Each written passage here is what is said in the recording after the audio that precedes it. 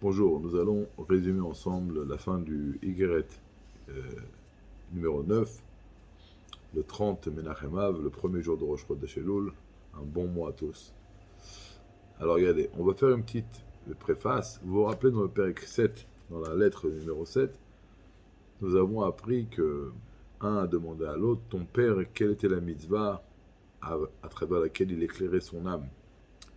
Et l'autre lui a répondu, les tzitzit. Nous avons expliqué que chaque homme a une mitzvah qui lui est spécifiquement liée à son âme, et à travers cette mitzvah, il fait briller son âme.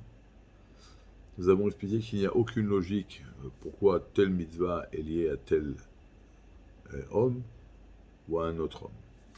Après, nous avons dit là-bas, l'Admoraken a dit que ce n'est pas seulement vrai à titre individuel, mais c'est vrai également au titre des générations. Chaque génération a des fois un travail qui lui est bien particulier. Et c'est un peu ce que l'Admoraken va dire aujourd'hui. Il va dire, regardez, à l'époque des Tenaïm et Amoraïm, effectivement, l'essentiel était d'étudier la Torah.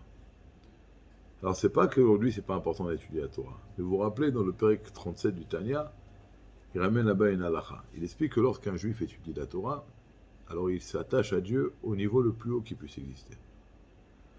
Donc, si maintenant il y a une mitzvah qui se présente à lui, et cette mitzvah, quelqu'un d'autre peut la faire à sa place, un exemple tout simple, je suis en train d'étudier, un pauvre tape à la porte, mon fils peut prendre l'argent qu'il y a sur la commode et lui donner.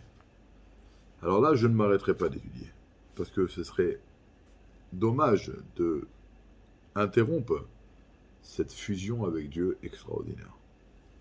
Mais si par contre le pauvre, il n'y a personne qui peut donner la zaka, le seul qui peut donner la zaka c'est moi, là je devrais m'arrêter, je vais arrêter mon étude, me lever, aller pour chercher l'argent sur la commode et lui donner.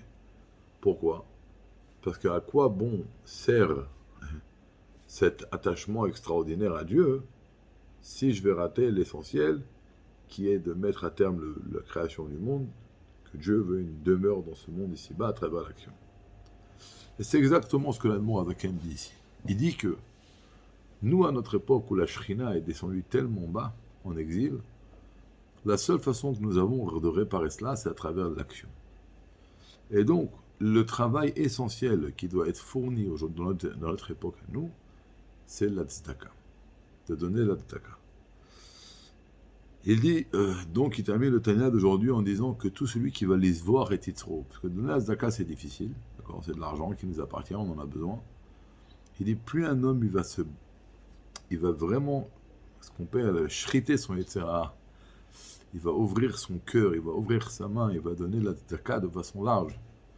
Alors il dit, par cela, il va complètement courber les forces du mal, et il va transformer l'obscurité en lumière.